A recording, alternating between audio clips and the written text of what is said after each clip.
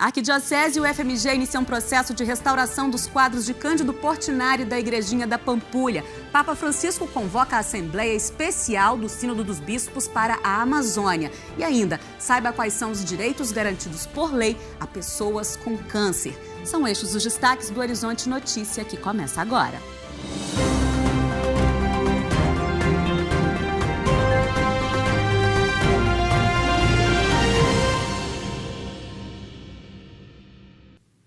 Os quadros do artista Cândido Portinari, que integram o acervo da Igreja São Francisco de Assis na capital, já estão na Universidade Federal de Minas, a UFMG. O acondicionamento e transporte das peças teve trabalho técnico cuidadoso. Veja. As telas retratam as estações da Via Sacra e serão restauradas por professores e pesquisadores da Escola de Belas Artes da UFMG, no Centro de Conservação e Restauro de Bens Culturais da Universidade. A Arquidiocese de Belo Horizonte contratou uma empresa de mudanças especializada em obras de arte e teve o apoio da Polícia Militar para o delicado transporte dos quadros.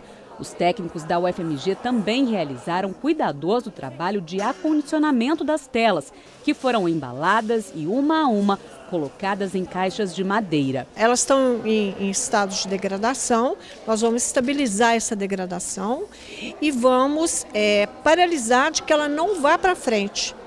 Fora isso, nós vamos fazer toda pesquisa histórica de pigmentos, de tintas, que foi utilizado pelo artista. Todo o processo teve supervisão da equipe do Memorial da Arquidiocese e das instituições do poder público que cuidam da proteção de bens culturais, IFAM, IEFA e Fundação Municipal de Cultura.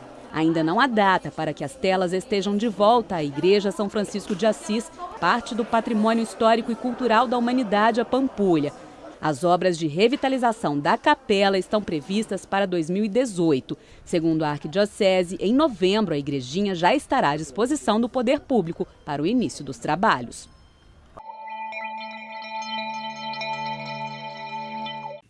O Papa Francisco canonizou 35 novos santos, entre eles 30 brasileiros. A cerimônia foi no último domingo na Praça de São Pedro.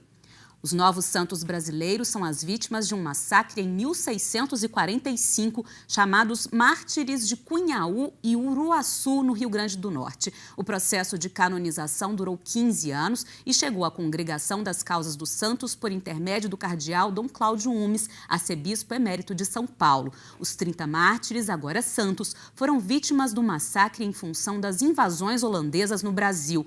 Na ocasião, mais de 80 fiéis da Igreja Católica foram mortos. A tragédia teve início quando os holandeses invadiram o Nordeste brasileiro para cobrar as dívidas dos portugueses, que construíram engenhos com dinheiro emprestado pela Holanda.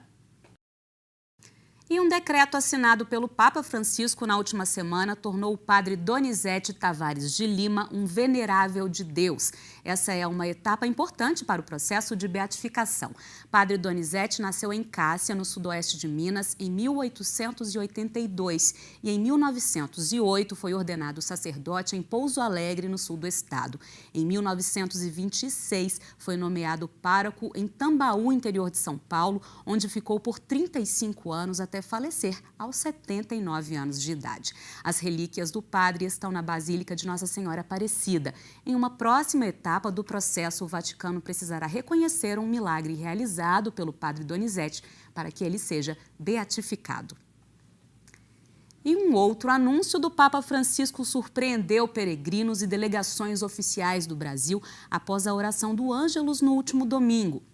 Francisco informou que, atendendo o desejo de algumas conferências episcopais da América Latina, assim como ouvindo a voz de muitos pastores e fiéis de várias partes do mundo, ele decidiu convocar uma assembleia especial do Sínodo dos Bispos para a região pan-amazônica. O sínodo será em Roma em outubro de 2019. O objetivo é identificar novos caminhos para a evangelização daquela porção do povo de Deus, especialmente dos indígenas, frequentemente esquecidos e sem perspectivas de um futuro sereno.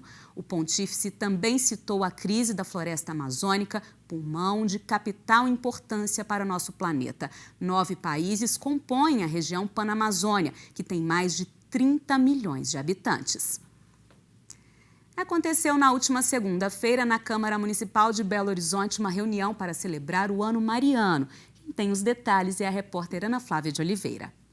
A reunião homenageou os 300 anos do encontro da imagem de Nossa Senhora Aparecida, os 250 anos da peregrinação ao Santuário de Nossa Senhora da Piedade e 100 anos da aparição de Nossa Senhora de Fátima.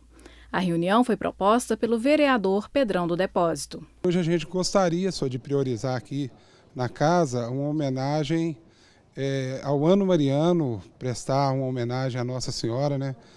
Maria, a mãe de Jesus, uma pessoa especial escolhida por Deus para ser a mãe do nosso Salvador.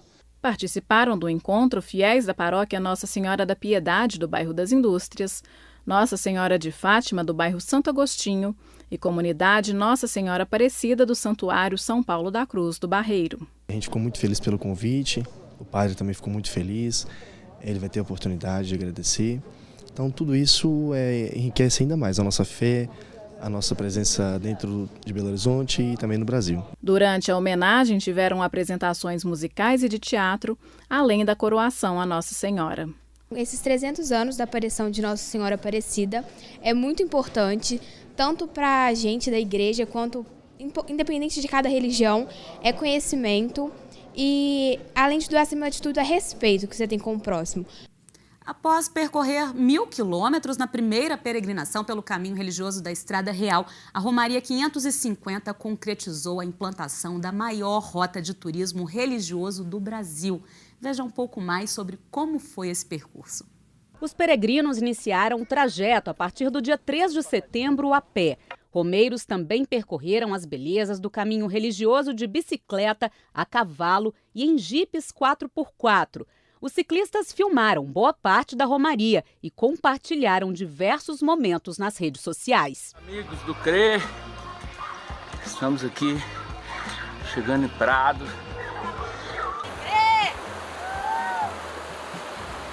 Os peregrinos percorreram o trecho entre o Santuário Estadual Nossa Senhora da Piedade e Casa da Padroeira de Minas Gerais, em Caeté, na região metropolitana, passando por 30 municípios mineiros e 6 paulistas.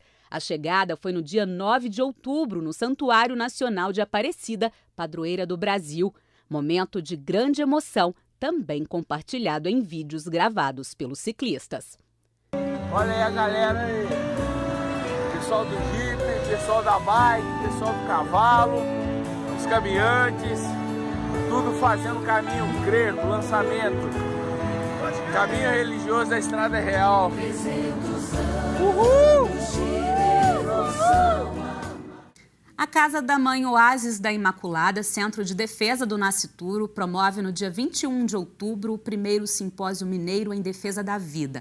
O tema será Fostes vós que me formastes as entranhas e no seio de minha mãe vós me teceste. O encontro, que tem início às 9 horas da manhã, será realizado no auditório do Iquibeu. O endereço é Rua da Bahia, 1723, no bairro de Lourdes, em Belo Horizonte. Informações pelo telefone 31 3384 7932.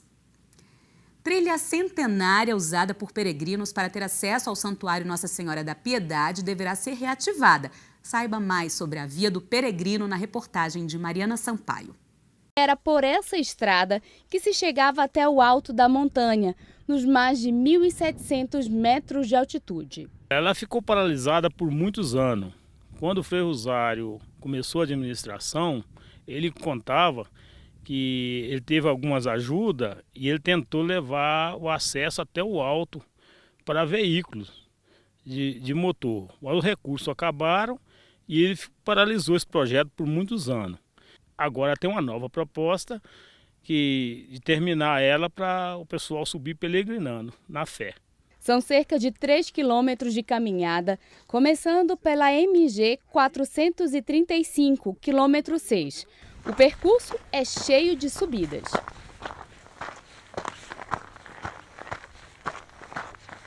Sabe a Ermida da Padroeira e toda essa estrutura de restaurante, lanchonete? Nada disso existia. Estamos falando de mais de 250 anos atrás. No meio da estrada deste caminho, ainda existe essa capela. Segundo relatos, ela foi construída para abrigar a imagem de Nossa Senhora da Piedade, feita por Antônio Francisco Lisboa, o Aleijadinho, que ficou pronta antes das obras da Ermida da Padroeira. Nos deparar com esta capela tão antiga é voltar ao tempo e rezar a história do povo de Deus, principalmente neste ano destes 250 anos peregrinando na fé, ver a força e a fé de um povo. Na administração do Frei Rosário, começou a construção deste muro de contenção que era para proteger o caminho religioso de possíveis erosões no local. A intenção era fazer com que veículos também tivessem acesso à estrada. Mas os recursos acabaram e por muitos anos a obra ficou inacabada.